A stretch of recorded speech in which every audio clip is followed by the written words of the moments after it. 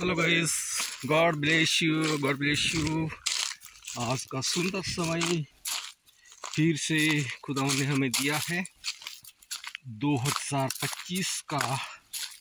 आज 25 तारीख, 25/2/25। कितना?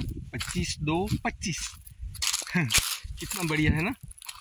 2025 में फिर से यहाँ मैं अपने लोकेशन में, अपने खेत में देखो, पानी नहीं होने का वजह से ये जमीन बंजर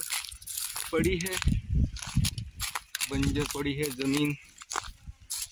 दोस्तों, इसी प्रकार से अगर हमारे जीवनों में खुदा यीशु की दया न हो, कृपा हो न हो, तो हमारा जीवन भी ऐसे ही बंजर टाइप का हमारा जीवन बन जाता है। और उसमें जब बारिश का टाइम आएगा तभी फिर उसमें जो है वो कोई दाना बो, कोई फसल लगाओ, तो उसमें क्या है कि उसमें जो है अच्छा फसल हो सकता है। तो दोस्तों, मैं कहीं ना कुछ और चाहता था, लेकिन मैं कहीं और आपको ले गया कि दुनिया में दोस्तों अच्छे काम करने वालों के लिए बहुत ही मुश्किल है जीना। लेकिन जो दोस्तों जो किसी की परवाह किए बिना जो चलता है, रहता है, खाता है, पीता है, उसके लिए कोई किसी का भय नहीं। लेकिन दोस्तों, दुनिया में जो है सच्ची बात को हजम करना बहुत मुश्किल है। दुनिया को जो है उजाला पसंद नहीं, दुनिया वालों को उजाला पसंद नहीं, क्योंकि यीशु ने खुद कहा कि जगत में मैं ज्योति बन करके आया हूँ, लेकिन खरी सच्ची ज्योति को जो है उसको किसी ने स्वीकार नहीं किया, जो बाइबल में लिखा हुआ है। तो इसी प्रकार दोस्तों, दुनिया में जब हमें अंधकार में पड़े थे, लेकिन जब खुदावन यीशु का वचन हम लोगों ने पाया, तो हम लोग बहुत ही आशीषित हुए हैं, बहुत ही आशीषित हुई है। वो बाइबल में लिखा है कि हम किस प्रकार से आशीषित हुए हैं। दुनिया में पैसादार, मतलब पैसा हमारे पास ज़्यादा है तो हम आशीषित है, ऐसा नहीं। हमारे पास अच्छा मकान है तो हम आशीषित है, ऐसा नहीं। या हमारे खेत में ज़्यादा फसल है वही आशीषित नहीं। लेकिन तो ये तो सब बातें जो दुनिया में खुदावन यीशु ने आसमान ज़मीन बनाया, वो खुदावन को इस जो है पूरा मालूम है कि खुदावन ने हमें आशीर्वाद दिया है कि दुनिया में आप आगे बढ़ो, सफल हो और दुनिया में बढ़ते जाओ। घर बनाओ, उसमें रहो और बगीचा लगाओ, अच्छे सा बगीचा लगाओ, उसमें किस्म के जो फल पौधे लगाओ जो आपको फायदे कारक है। ऐसा फसल ज़मीन पे उगाओ, अच्छे सब्जी उगाओ, और ये सारा कुछ जो बीज है वो खुदावन ने इस पृथ्वी के ऊपर उगाया है। और वही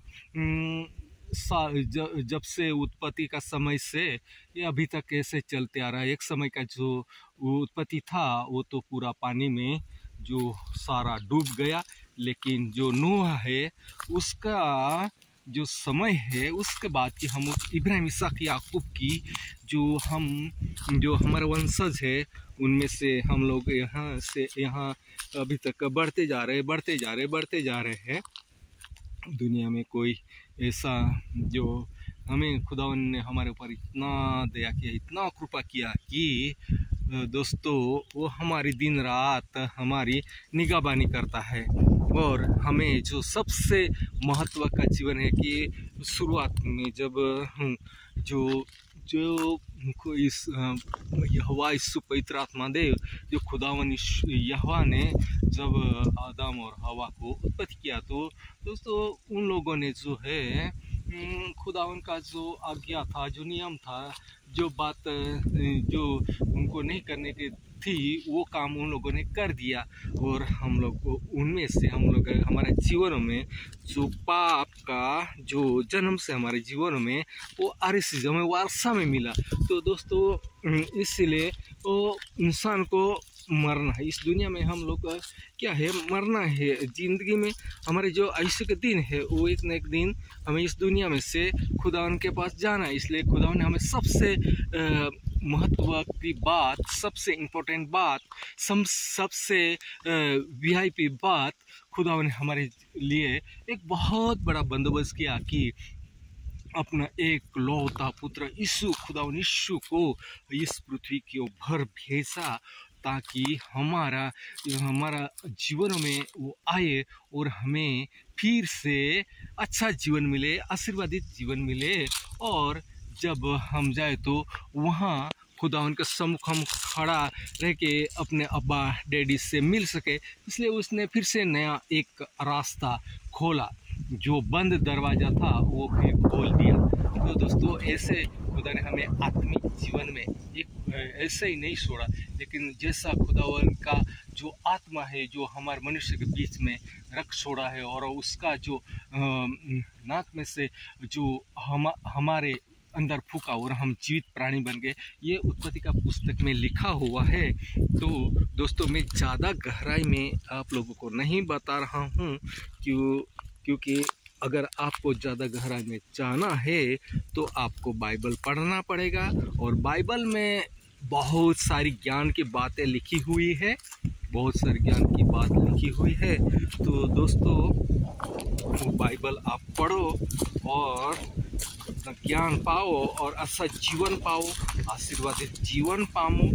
बस यही आप लोगों के लिए मैं इस वचनों को आपके सम्मुख रखा हूँ। आपको अच्छा लगे सुनो, अच्छा न लगे तो डिलीट कर दो है ना, डिलीट कर दो। Thank you, thank you, thank you. God bless you. प्रभु आप सभी को आशीष दे। आमीन, आमीन।